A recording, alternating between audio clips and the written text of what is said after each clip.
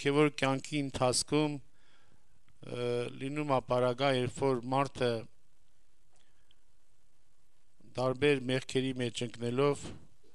տարբեր դժվարությունների մեջ ընկնելով Աստծուց հեռանում է։ Եվ իր համար այդ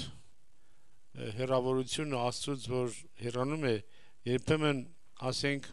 մարդը այնքան անհույս վիճակի մեջ է գնում, որ մտածում է, որ այլևս իրան բժշկություն չկա, որ ինքը այլևս չի կարող Աստծուն պաշտել, եւ այդ բանը իրան մեջ առաջացնում անհույսություն եւ փոր չի կատարում նորից Տիրոջը դառնալու։ Սատանան էլ քնած չի, նա միշտ նրա մեջ անհույսություն է, այդպես ականջներին փսփսում է, որ մարդը հանկարծ որևէ նորից փոր չանի Աստծուն դառնալու։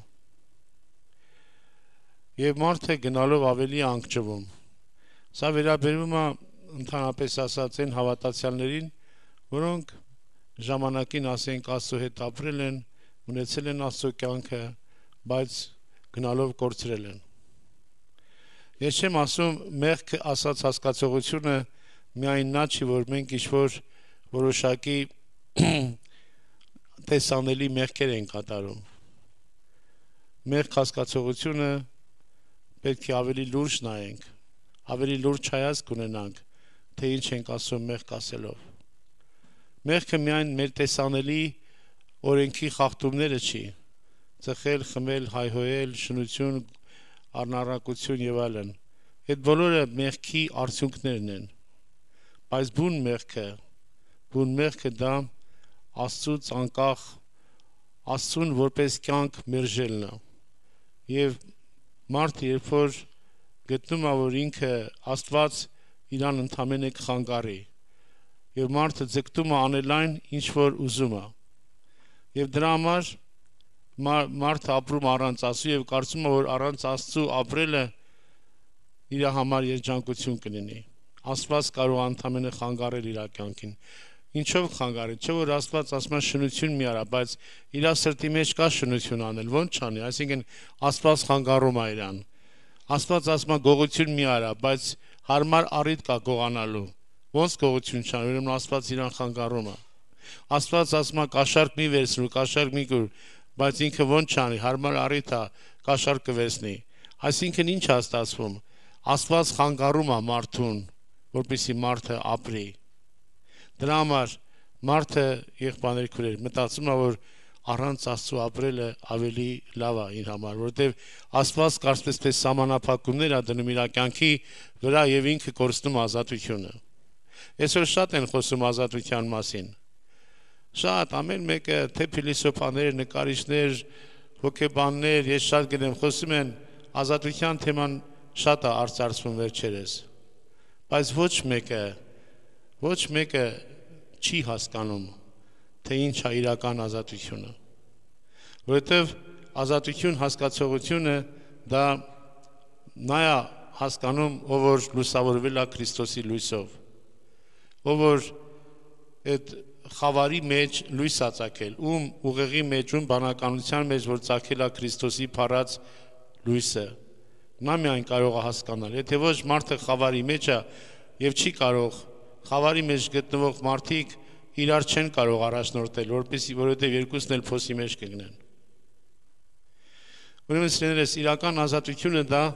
մեղքից ազատ լինելն է։ Մարդը երբ որ ուրիշների չի կապված, երբ որ մարդը մարդկային հարաբերությունների ստրուկ չի, մարդը միշտ ուզում է որ փառավորվի, որ իրան բարձրացնեն, եւ ինքը դրանից լավ ազգում։ Երբ որ մարդուն կողքի մի քանի լավ բաներ ես ասում իր հասցեին, վրաց ինքը իր ներսը ուրախանում է եւ այդ մարդու նկատմամբ լավ է տրամադրվում։ Եվ որտեղ մարդու բուն կյանքը սրա մեջ է կայանում։ Բայց իրական կյանքը սա նշանակում է, որ դու քո կյանքը կախված է թե մարդիկ ինչ կասեն քո մասին, այսինքն դու գտնվում ես մարդկանց հարաբերությունների ստրկության մեջ, բայց բուն ազատությունը դա հոգու ազատությունն է, երբ որ ոչ նախանձը, ոչ ատելությունը, ոչ չարությունը, որևէ մի բան չեն սահմանափակում քեզ։ Ասենք դու ուզում ես ասենք անել այն, ինչ որ ցանկանում ա քո հոգին եւ նախանձը թույլ չի տալիս, նախանձը չունի զորություն սահմանափակելու քո հոգին։ Այսինքն դու գտնում ես իրական մեղքի կապանքներից ազատության մեջ։ Տերը մեզ դրա համար է կանչել, Տերը մեզ ազատության համար է կանչել, սիրելի եղբայրներ քույրեր, որ մեր հոգին ազատ լինի, որ մենք ազատորեն պաշտենք մեր Տիրոջը եւ գտնվենք հոգու այդ ներդաշնակության եւ ազատության մեջ։ Եվ դրա համար սատանան միշտ խանգարում է մարդուն։ Սա միշտ խանգարում է, երբ որ մարդը ռեալապես, իրապես, երբ որ ուզում Աստծուն դառնալ, միշտ սատանան արգելքներ է դնում, ինչպես Պողոս Առաքյանն ասում, երբ որ ուզում եմ բարին անեմ, չարը իմ կողքին է։ Այսինքն, երբ որ մարդը բարին անելու ցանկություն է առաջանում, կարծես թե նա սեղմում է մի կոճակ, սատանայի կոճակն է սեղմում, սատանան անմիջապես հայտնում է եւ փսփսում է ականջին, որ հանկարծ այդ բարին չանի։ Չարը հայտնում է իր կողքին։ Բայց սերներս, երբ որ մարդը դրանից հետո տեսնում է, որոշումներից հետո տեսնում է, որ ինքը չի կարողանում Աստծո կյանքով ապրել, հուսահատվում, ընկնում եւ շատերի մոտ սա ավելի է հեռացնում Աստծուց։ Սակայն սիրելի եղբայրներ քույրեր, ես պիտի ասեմ, որ մեր Աստվածը ողորմած ու բարի Աստված է։ Որքան էլ դու հեռանաս Աստծուց, որքան էլ քո կյանքդ հեռացած լինի Տիրոջից, սակայն Աստված ունի միջոց քեզ բժշկելու։ Աստված երբեք քո կորուստը չի ուզում։ Երկրորդ Թագավորաց 14:14-ում ասում է, որ մենք իհարկե պիտի մեռնենք եւ գետինի թափած ջուրի կնմանենք։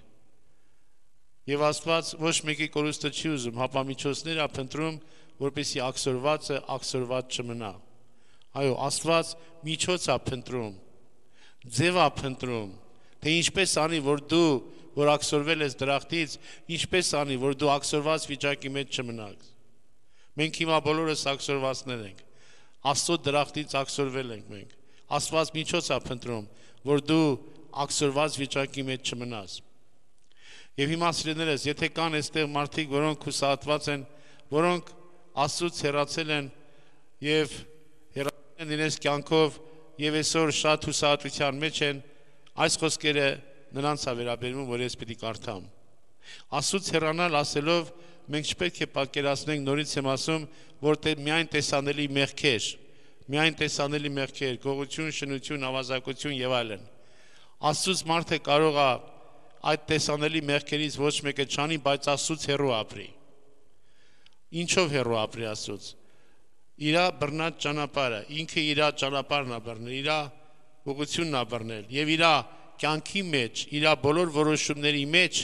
Աստված գոյություն չունի։ Ինքը չի քննարկում որոշում, թե Աստված ինչպես է ասում այս հարցի լուծումը, ինչպես է Աստված Աստծո ցանկությունը ոնց է, ինչպես կուզենար, որ Աստված մենք լուծեինք այս հարցը։ Այդ բանի մեջ ինքը չի որոշում, այլ ինքը ինչպես գտնում է հարմար, իր եսի, իր փառքի համար, այդպես էլ որոշումներ է կայացնում։ Դրա համար սիրելիներս, այսօր Աստծուց հեռու մարդը ինքնուրույն է որոշումներ կայացնում։ Ինքն է իր սեփական ճակատագիրը հյուսում, այսպես ասած։ Ինքն է բռնում մի ճանապարհ եւ գնում այդ ճանապարհով։ Միգուցե այդ ճանապարհի մեջ չկա տեսանելի բաներ, բայց այդ ճանապարհը Աստծուց անկախ ճանապարհն է։ Այդ ճանապարհի մեջ, այդ որոշումների մեջ Աստծո խոսքը չկա, Աստծո խոսքը գոյություն չունի։ Եվ սա իրական մեղքը դրանում է կայանում, որ մարդը հավատում է, որ Աստծուց անկախ կյանքը իր համար ավելի լավ է, Աստծուց անկախ ապրելով, ինչպես օրինակ անառակ որդին, հիշում եք, ինչի համար հորը ասեց, հայր, այսօր ինչ որ ինձի հասանելիք է, տուր ինձի։ Եվ հայրը տվեց, եւ ինչ արավ։ Աստծո խոսքը ասում է, որ գնաց հեռու երկիր ապրեց։ Օտար երկիր գնաց, այսինքն գնաց հորից հեռացավ։ Ինչքան մտածեց, ինչքան հեռու ապրեմ, այնքան լավ կապրեմ ես, այնքան իմ ցանկություններս կիրականացնեմ եւ ես ասենք գերջանիկ կլինեմ։ Դրա համար երբ որ վերցրեց գնաց հեռու երկիր, բայց ինչ ենք տեսնում, եւ այդ հերու երկրի մեջ ինքը ընկավ այնպիսի վիճակի մեջ, որ արդեն շների խոզերի կերակուրներ ուտում, ուզում էր փորը լցնել, բայց էդ էլ չէր հաջողվում։ Եվ նա ստիպված տեսավ, որ սովամահ լինում, խելք գլուխն եկավ եւ ասավ, որ չափ շատ բանվորներ կան իմ հորս տունը հացով կշտացած։ Ելնեմ գնամ իմ հորս տուն, եթե նա որպես որդի չընդունի, գոնե որպես բանվոր կընդունի։ Այդպիսի հավատք ունեցավ ինքը։ Այդքան անառակությունից հետո, այդքան մեղքերից հետո նրա մեջ առաջացավ հավատք, խելքը գլուխն եկավ եւ վերադարձավ հոր տուն։ Եվ ինչպես ընդունեց հայրը իրան։ Հայրը զազդ պարանոցը ընկավ եւ իրան առաջի պատմության ակցրեց կոշիկներ, մատանի, այսինքն սիրով եւ ուրախությամբ ընդունեց անառակ որդուն։ Հիմա եղբայրներ քուրեր, եթե կան մեր մեջ մենպիսին, որոնք Աստծուց հեռու են ապրել, ես չեմ ասում տեսանելի մեղքեր են գործել, հապա ապրել են Աստծուց հեռու եւ այսօր հուսահատության մեջ են, մտածում են, որ միևնույնն է, իրանց հոգեվոր կյանքը չի ստացվի, իրանք չեն կարող Աստծուն մոտիկ ապրել։ Ես ուզում եմ դրա համար կարդալ Երեմիա մարգարեության 3-րդ գլուխ մի քանի համարներ։ Կսեն թե մարդը եթե իր կինը արձակե եւ անիկա անոր քովեն երթա եւ ուրիշ այլ մարնե, անիկա մեմնալ այն կնոջը կդառնա, այն երկիրը բոլորովին չփեղծվիր, բայց դուն թեև շատ հոմաններու հետ շնություն ներիր, նորեն ինձի դարձիր, կսե Տերը։ Ինչ հետաքրքիր է, եթե մի մարդ իր կնոջը արձակի եւ այդ կինը գնա ուրիշի հետ ամուսնանա, այն մարդը նորից այն կնոջը կդառնա, իհարկե չի դառնա, բայց ասма դուն աշկերդ վերցրու եմ նայի եւ բայց դուն թեև շատ հոմանիներու հետ շնություն արիր, այսինքն դու թեպետ ոչ թե մի մարդ ունեցար, այլ բազմաթիվ մարդիկ ունեցար, բազմաթիվ մարդկանց հետ շնացար, շատ շնություններ արիր, բայց նորեն ինձի դարձիր, ասում է Տերը, նորից ինձ դարձիր, թեպետ դու շատ մարդիկ ես ունեցել, շատ այրեր ես ունեցել, շատ անգամ շնություններ ես արել, բայց ես քեզ չեմ լքում վերջնականապես, ես նորից ցանկանում եմ, որ դու նորեն ինձի դառնաս, ասում է Իսրայելի Տեր Աստվածը։ Եվ տեսեք նկարագրում է, թե ինչպիսին է եղել կնոջ վիճակը, ինչպիսին է եղել Իսրայելի վիճակը, որ ինչպիսի չարություններ արել, ասма աշկերդ բլուրներուն վերցուր ու նայե, ուր պոռնկություն չրիր, այսինքն ինչքան բլուրներ կա, այդ բոլոր բլուրների վրա դու պոռնկություն արեցիր, դու անոնց համար ճամփաներու վրա նստար, անապատի արաբացի պես եւ քու պոռնկություններով ու շարություններով երկիրը պղծեցիր, ուստի անձրևները խափանեցան ու վերջին անձրևը չեղավ, սակայն քու ճակատը պոռնիկի ճակատի պես եղավ, ամոթը մեկդի ձգեցիր, ուրեմն ամոթն էլ նույնիսկ անամոթությունը, անամոթը մեկդու ձգեր, միթե ասկի հետքը ինձի պիտի չաղակեսելով, ով հայր իմ, դու ես իմ մանկությանս առաջնորդը, միթե հավիտենական պիտի բարկանա, կամ իր սետրությունը պիտի պահե, ահա դու այսպես խոսեցար եւ քո կարողությանը չափ չարություն գործեցիր, ինչքան կարող էիր, ինչ կարողություն որ ունեիր, քո կարողությանը չափ չարություն արեցիր։ Եվ հիմա տեսնում ենք Աստծո պատասխանը նորից։ Ու Հովսեա թագավորին օրերը Տեր ինձ իսավ, ապստամբ Իսրայելի երացը տեսար, անիկա ամեն բարձր լեռան վրա եւ ամեն կանաց ծառի տակ գնաց եւ հոն շնություն հրավ։ Աստված խոսում է Երեմիա մարգարեի հետ եւ ասում է տեսար ապստամբ Իսրայելի արածը, թե ինչ արեց Իսրայելը, որ ամեն ծառի տակ, ամեն բարձր լեռան վրա եւ ամեն կանաց ծառի տակ գնաց եւ հոն շնություն հրավ։ Անիկա այս բանը ընել են ետքը սի, ինձի դարձիր, բայց անիկա չդարձավ, եւ անոր ուխտադրիչ քույրը Հուդա ասիկա տեսավ։ Ուրեմն այսքան բաներ անելուց հետո ես Իսրայել ժողովրդին ասեցի, նորեն ինձի դարձիր։ Կանչեց Աստված Իսրայել ժողովրդին, ասում է, բայց անիկա չդարձավ։ Եվ նրա ուխտադրիչ քույրը Հուդան տեսավ այս ամեն բաները, թե ինչ արավ իր քույրը Իսրայելը։ Ու երբ ապստամբ Իսրայելի շնորհն պատճառով զանիկա արձակեցի եւ արձակման թուղթը անոր տվի, տեսա որ անոր քույրը Հուդա չվախեցավ, հապա գնաց ինքն ալ շնություն հրավ։ Ուրեմն թե Հուդան թե Իսրայելը երկուսն էլ շնություն անելով պտտվեցին Եվ Տերը ինձ իսավ, ապստամբ Իսրայելը ուխտադրու շուտա է ավելի զինք արդարացուց, գնա այս խոսքերը դեպի հյուսիս կանչելով սե,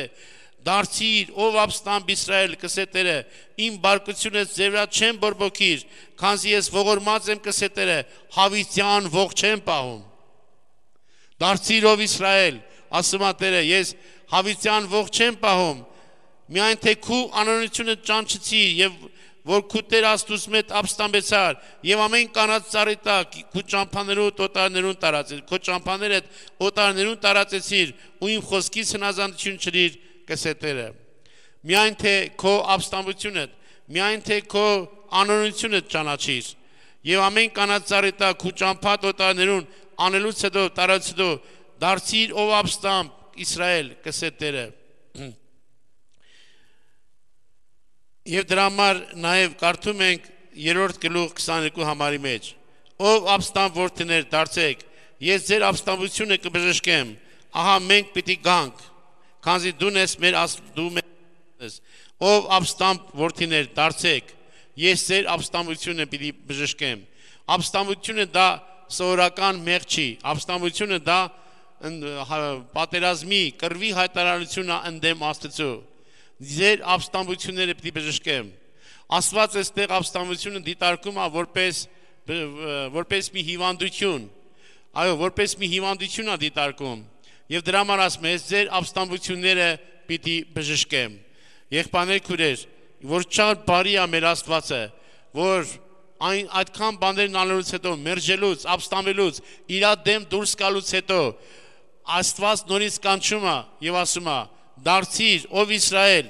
դուն թեպետ շատ թոմաններու հետ շնություն ես արել, նորեն ինձի դարձիր, ով Իսրայելի տունը։ Եվ ահա ես ուզում եմ Սուրբ Գրքից մի օրինակ բերել, թե ինչպես Աստված ողորմություն արավ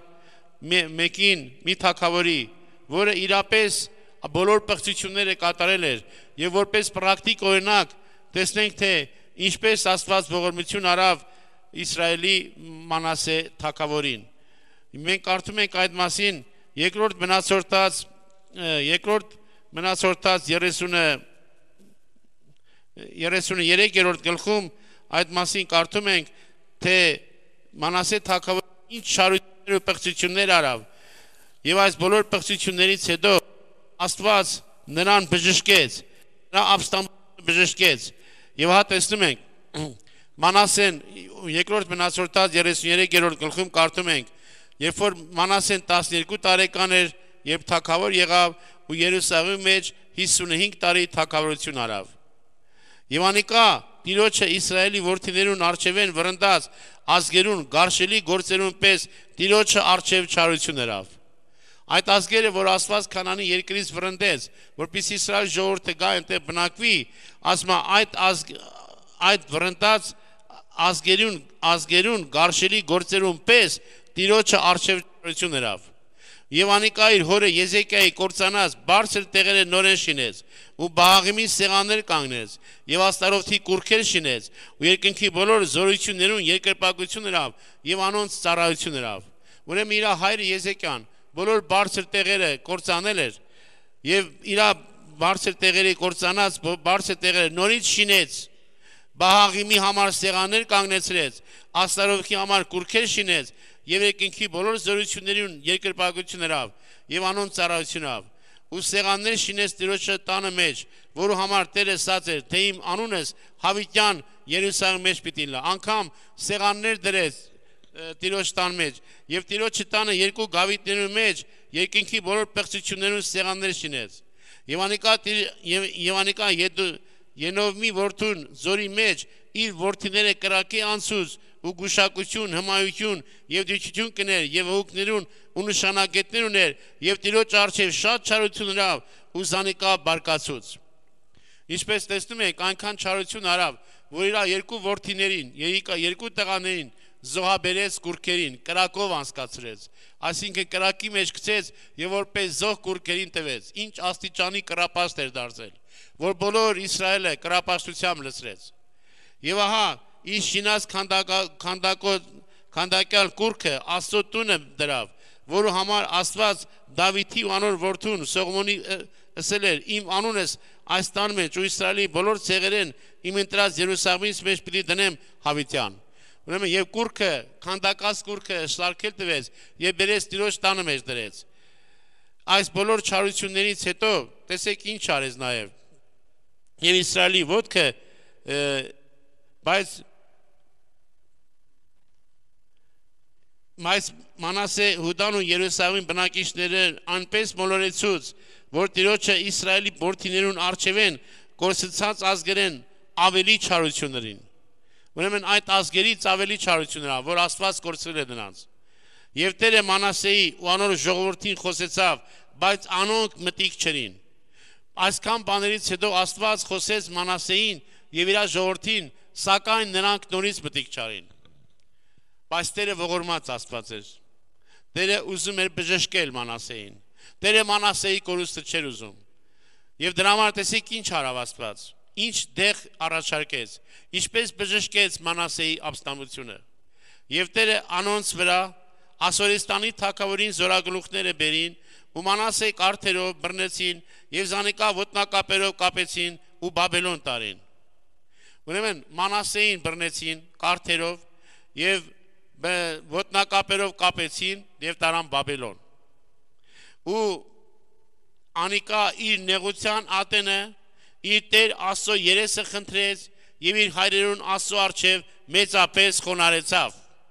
Եվ ահա նեղության մեջ ընկավ Մանասեն եւ նեղության ժամանակ ատենը իր Տեր Աստծուն երեսը խնդրեց եւ իր հայրերուն Աստծո առջև մեծապես խոնարհեցուց։ Ու անոր աղոտ գրավ եւ Տերը անոր աղոթքը ընդունեց ու աղաչանքը լսեց ու զանիկա Երուսաղեմ իր թագավորությանը դարձուց այն ատեն Մանասե իմացավ, որ Եհովա է Աստված։ Օրհնյալ լինի Տիրոջ անունը։ Մենք տեսնում ենք սեներես, որ այդքան չարություններից հետո Աստված դարձյալ սիրում էր Մանասեին եւ միջոցներ էր փնտրում, որպեսզի Մանասեն ակսորված չմնա։ Եվ նա ստիպված բերել տվեց ասորիներին եւ նրանք զորագլուխները եկան եւ ոտնակապերով կապեցին եւ կարթերով բռնեցին եւ տարան Ասորեստան։ Եվ այդ ծանր նեղության մեջ, այդ դժվար նեղության մեջ նա իր սիրտը բացեց Աստծո առաջ։ Եվ Աստված լսեց նրա աղոթքը եւ ոչ միայն Մանասեին, ասենք ընդունեց, ոչ միայն Մանասեին ներեց, այլ բերեց նորից դարձրեց Իսրայելի թագավորը։ Եվ միայն այդ բանից հետո Մանասեն իմացավ, որ Եհովա է Աստված։ Օրհնյալ է Տիրոջ անունը։ Մենք գիտենք արդյոք, որ Տերն է Աստվածը, սիրելի եղբայրներ քույրեր։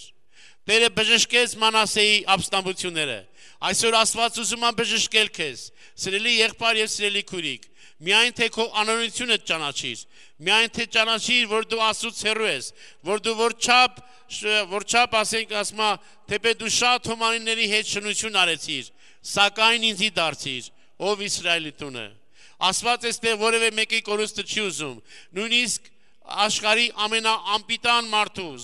ամենամեղավոր մարդու կորուստը չի ուզում։ Ինչքան էլ մարդը մեղավոր լինի, Աստված այդ մեղավոր մարդու կորուստը երբեք չի ուզում։ Այն մեղավոր մարդու համար էլ է միջոցներ փնտրում, որպեսզի մարդը ակսորված չմնա։ Ուստի եղբայրներ քույրեր, Աստված այսչափ սիրում է մեզ, եւ այդչափ սիրո համար նա իր որդին մատնեց, գիտեք որ ժամանակ։ Երբ որ մարդը Աստծո հետ թշնամացել էր, մարդը մերժել էր Աստծուն եւ Աստված մարդուն դրախտից վրընդել էր եւ անեծք էր եկել մարդու վրա այդ թշնամի եղած ժամանակ, երբ որ մարդը Աստծուն դեմ էր դուրս եկած, անհաշտ էր թշնամի եղած ժամանակ Աստված իր որդին տվեց, իր որդին տվեց մեր թշնամի եղած ժամանակը։ Հռոմեացիս 5-րդ գլուխ 10-րդ խոսքում կարդում ենք. Վանզի եթե մեր թշնամի եղած ատենը Աստծո հետ հաշտվեցանք իր որդու մահով է, որ չափ ավելի մեր հաշտված ատենը պիտի ապրենք անոր կյանքով է։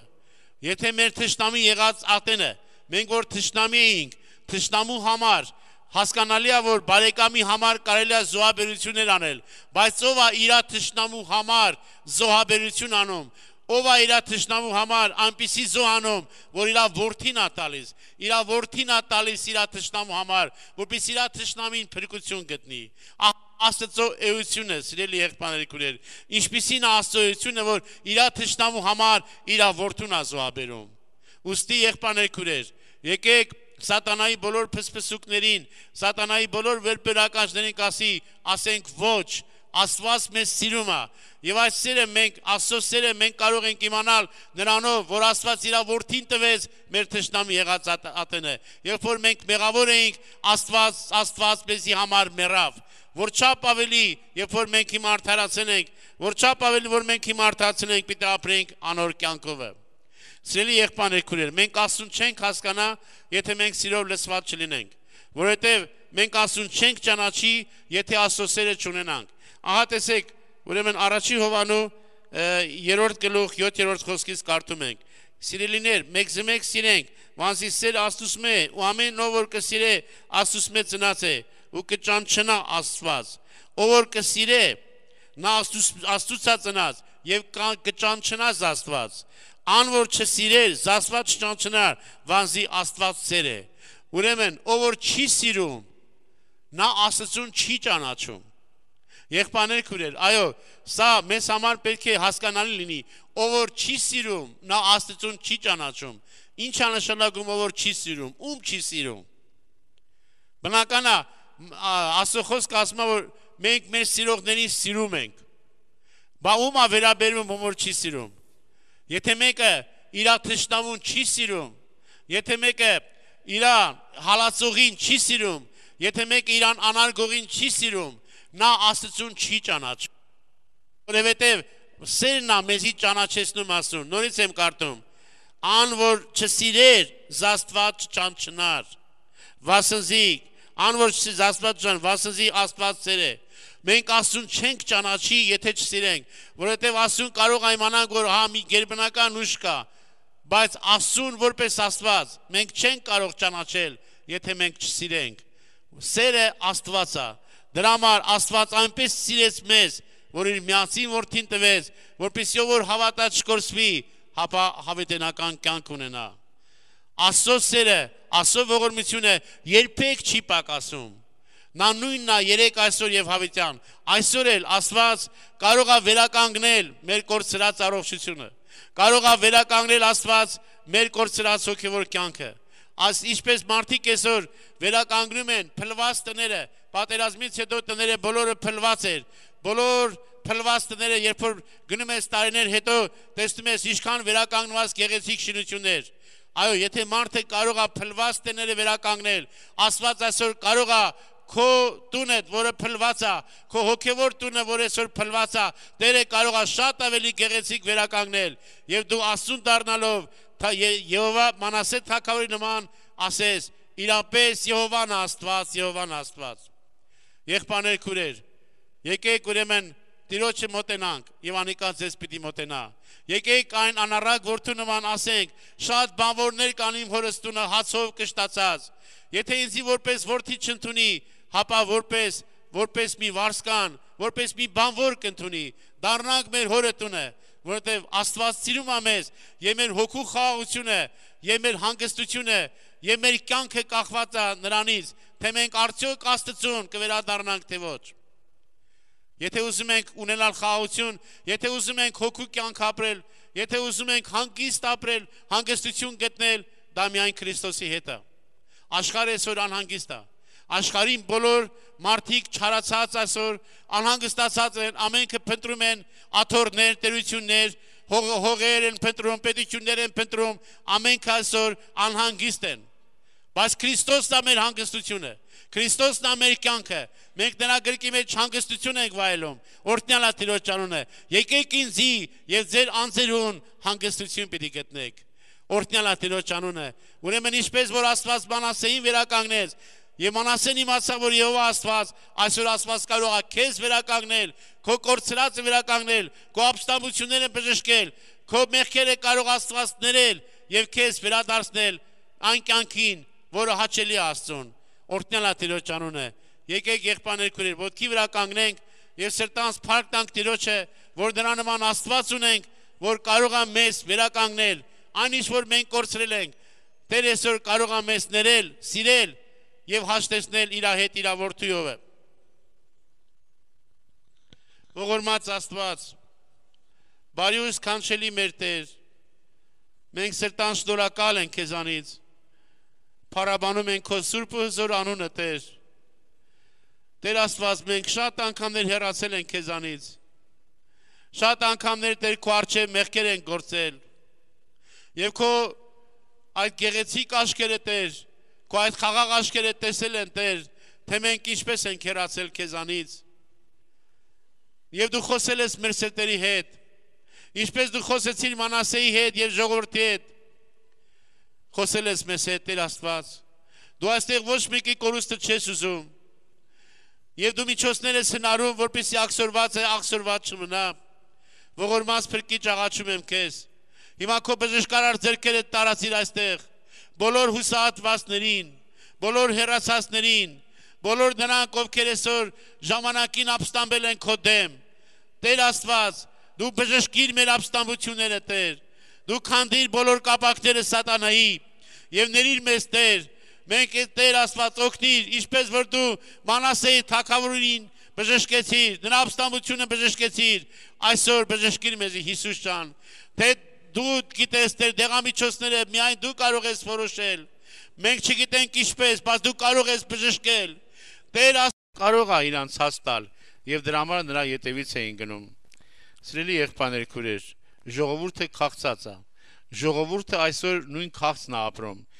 Ժողովրդի մեջ մարդը ունի 3 տեսակի քաղց։ Նա ունի նա հոգի, քանի որ մարդը հոգի, մարմին եւ շունչ է, ապա մարդուն հարկավոր է 3 տեսակի կերակուր։ Մարմնի կերակուրը, հոգու շնչավոր կերակուրը եւ հոգու կերակուրը։ Եթե մարդը մարմնի կերակուրը գտնում է, մարմնի կերակուրը գտնելով չի սահմանափակվում, նա փնտրում է շնչավոր կերակուր, որ իր շնչավոր եսը սնունդ ստանա։ Եվ եթե նույնիսկ այդ կերակուրն էլ կարող է ինքը գտնել ինչ-որ չափով, ապա կա մի կերակուր, որ այդ կերակուրը երբեք նա չի գտնի, դա հոգու կերակուրն է, այդ կերակուրը դա միայն Քրիստոսն է տալիս։ Միայն Քրիստոս կարող է մեր հոգիների կերակուրը երկնային ճշմարիտ հացը բաշխել մեզ։ Եվ հետո մենք տեսնում ենք, որ Հիսուսը, երբ որ գնաց այդ կողմից, երբ որ ասեց այդ խոսքերը, եւ հետո նրանց համար կերակրելով երկրավոր հացով, Հիսուս Քրիստոսը բացեց մի շատ կարևոր հարց։ Նա բացեց երկնային հացի գաղափարը, ճշմարիտ հացի գաղափարը բացեց։ Եվ հետո երբ որ խոսակցության մեջ ասեց, գնացեք գործեցեք ոչ թե կորստական կերակուրի համար, այլ այն կերակուրի համար, որ հավիտյան կմնա։ Եվ նրանք ասին, բա ինչ անենք, որ Աստծո գործերը գործենք։ Տեր Հիսուս ասեց, եւ սա է Աստծո գործը, որ անոր գրկածին հավատան։ Երբ որ նրան հարց տվեցին, թե դու ինչ նշաններ ես անում, որ քեզ հավատանք, եւ ինչ ես գործում, չէ որ մեր հայրեր անապատի մեջ մանանան կերան, բայց Տեր Հիսուս ասեց, եւ Հիսուս ասավ անոնց, ճշմարիտ կասեմ ձեզի, թե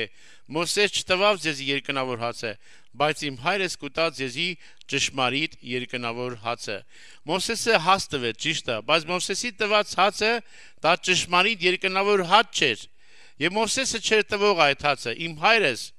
Եվ դրա համար ասում Աստծուց մեծ տրված հաց այն է, որ երկինքեն կիչն է ու աշխարհի կյանք կուտա։ Ուրեմն Աստծուց իջած հացի, երկինքից տրված հացի նպատակը նա է, որ աշխարհը կյանք ունենա, աշխարհին կյանք տա այդ հացը։ Դրա համար նրանք ասին, ուստի Տեր, ամեն ատեն այդ հացը մեզի տուր։ Եվ Հիսուս նրան ասեց, ես եմ կենաց հացը։ Ան որ ինձի կուգա, երբեք պիտի չանոթենա, եւ ան որ ինձի կհավատա, պիտի չծարավի։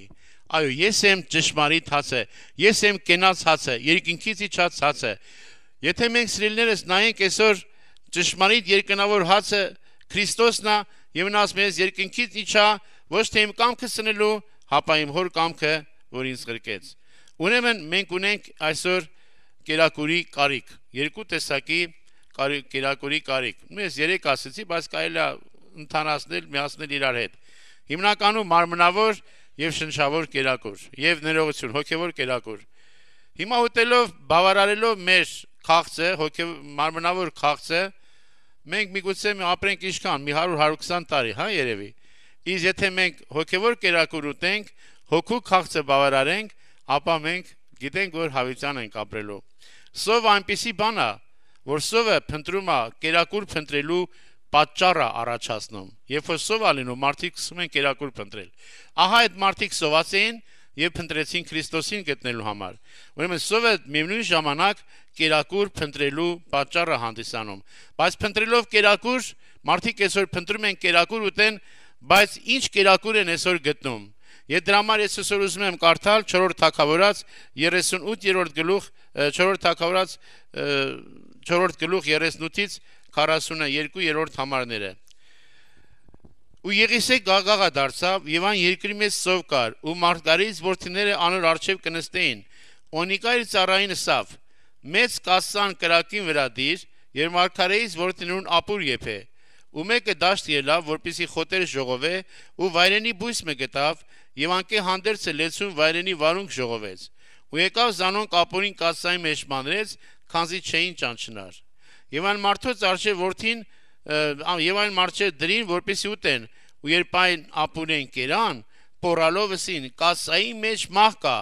ով մարդ Աստծո ու չկրցան ուտել եւ անիկա ասավ ալյուրը բերեք ու զանիկա կասայի մեջ նետեց ու սավ ժողովրդին արժեվ դիր որպեսի ուտեն այն ատեն կասայի մեջ վնասակար բան մը չկար Ուրեմն մարգա սովի տարի էր Իսրայելում մարգարեից որդիներն էին սոված Եղիսեն էլ նրանց մեջ սոված էր եւ Եղիսեն մարգարեից որդիներից մեկին ասեց որ ուրեմն գնա դաշտը եւ հավաքի խոտեր ժողովե հավաքի եւ բեր եւ մարգարեից որդիների համար ապուր եփե եւ նրանք կասան դրեցին ջուրը եւ գնացին դաշտ բերեցին հավաքեցին եւ գտան մի խոտ որի վրա վայրենի վարունգ էր աճում եւ ասма եւ հանդերձ են լեցուն վայրենի վարունգ ժողովեց ու եկավ զանոնք ապուրին կասայի մեջ մանրեց քանզի չէին ճանչնար չէին ճանաչում թե դա ինչ բույս է բայց բերեցին լեցրեցին կասայի մեջ եւ ուզեցին էփել որ ուտի եւ այդ ժամանակ մարդոց արչեւ դրին որպեսի ուտեն եւ այդ ժամանակ մեկը բոլորը սկսեցին գոռալ կասայի մեջ մահ կա կասայի մեջ մահ կա այսինքն դա թունավոր մի բան էր որ մարդիկ սխալ չճանաչելով թունավոր վարունգներ էին հավաքել եւ այդ թունավոր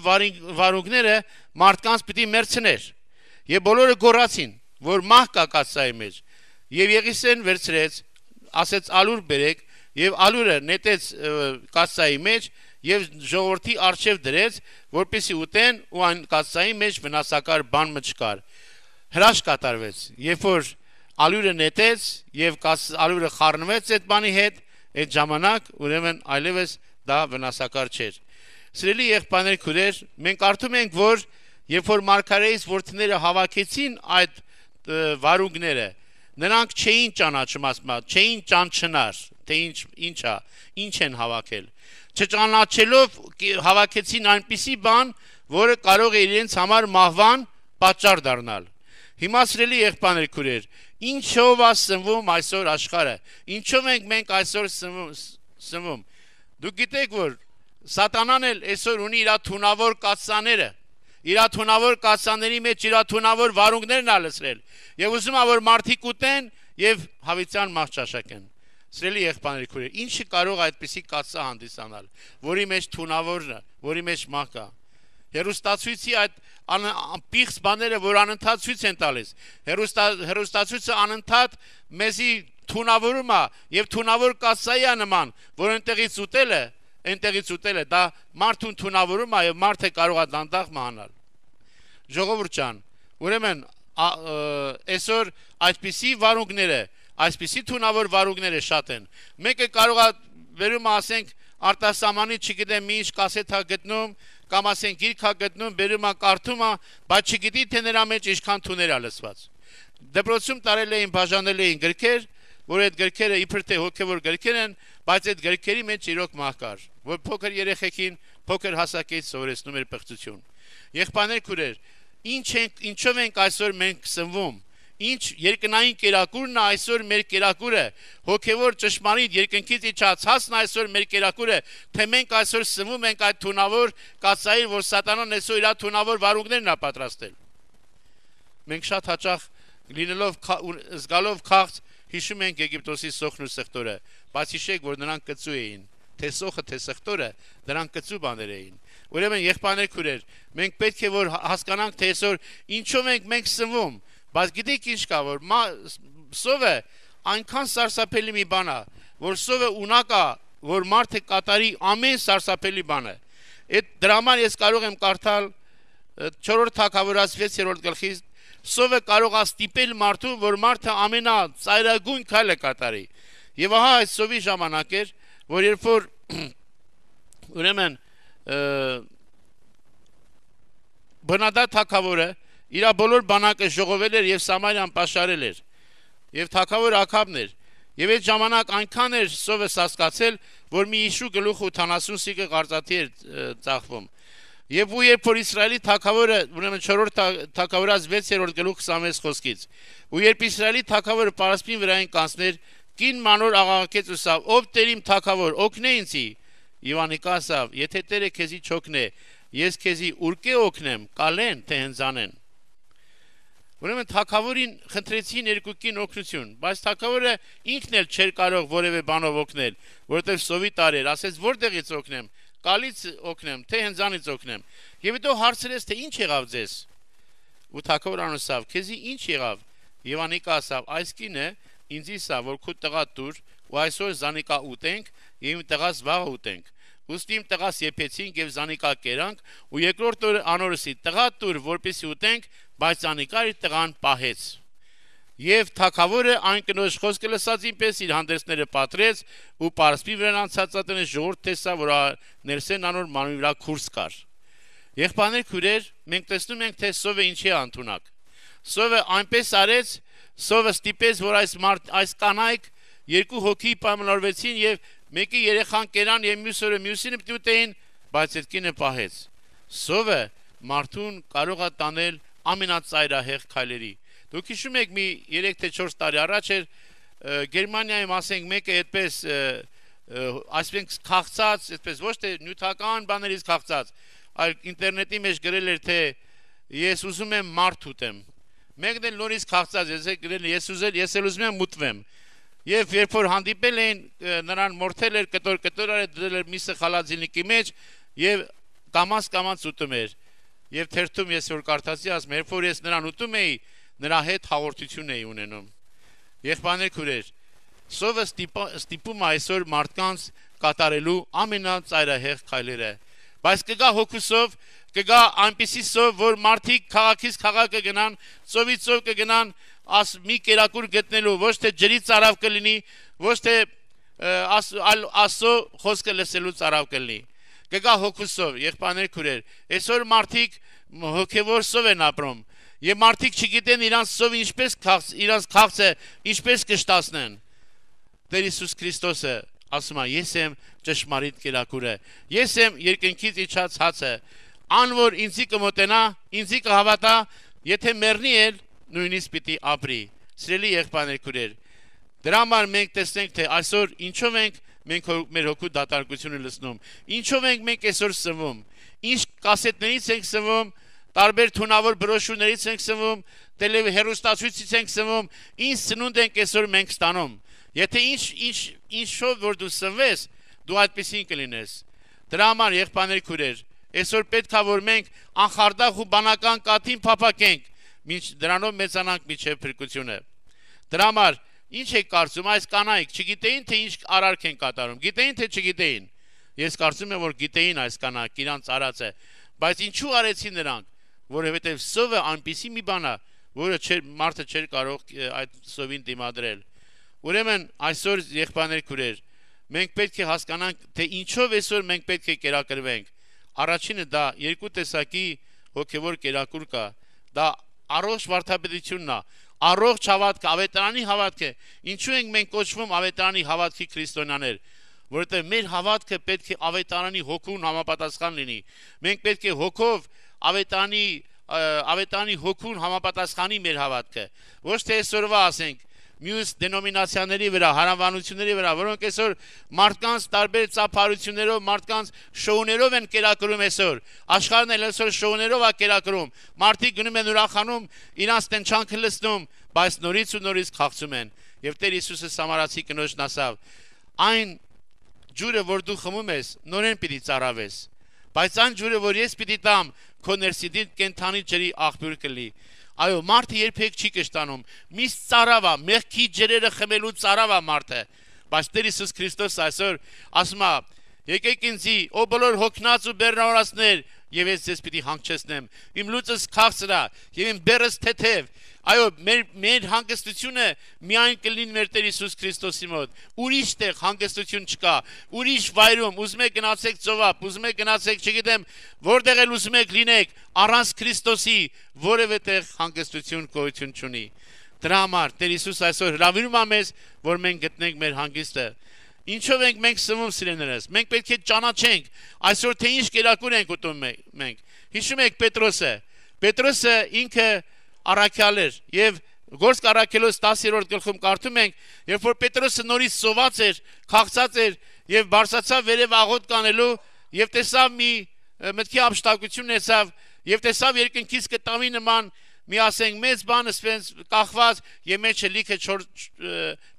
տարբեր տեսակի կենթաներ եւ երկնքից ձայն ասեց. Պետրոս, վեր կաց մորթի եւ կեր։ Բայց ինչ ասեց Պետրոսը։ Պետրոսն ասեց. Քավլիցի Տեր, ես պիղծ բան կերած չեմ, ես պիղծ բան չեմ ուտում։ Եկեք մենք այդ Պետրոսի նման ասենք, ես պիղծ բան երբեք չեմ ուտելու, պիղծ կերակրով երբեք չեմ սնվելու։ Մենք սատանայի հրավիրա, սատանայի կասայից երբեք չեմ սնվելու։ Բայց պետ մաքրել էր Աստված։ Ինչպես որ Եղիսեն ալյուրը նետեց եւ այդ կասան մաքրվեց, այնպես էլ Աստված մաքրել էր տարբեր տեսակի կերակուրները։ Եվ Պետրոսին ասվեց, թե ինչ պիտի անես։ Այսօր սիրելի եղբայրներ կամ քուրիկ, ինչ կասայից ես դու սնվում։ Մաղ չկա արդյոք այդ կասայի մեջ, որ քո սնունդն է, որ քո հոգիները դուք ուզում եք սնել։ Աստված թող օգնական լինի, որ մարդը կարողանա, որ մենք կարողանանք մի սիրելի եղբայրներ քուրեր, մեր ուտելիքը գտնենք, մեր Տեր Հիսուս Քրիստոսից երկնքից իջած հացը ուտենք, որովհետև եղբայրներ, ինչ որ մենք այսօր ունենք, այդ բոլորը պիտի արվի եւ պիտի գնա։ Միայն ճշմարիտ կերակուրը ուտելով է, որ ճշմարիտ հաց ուտելով է,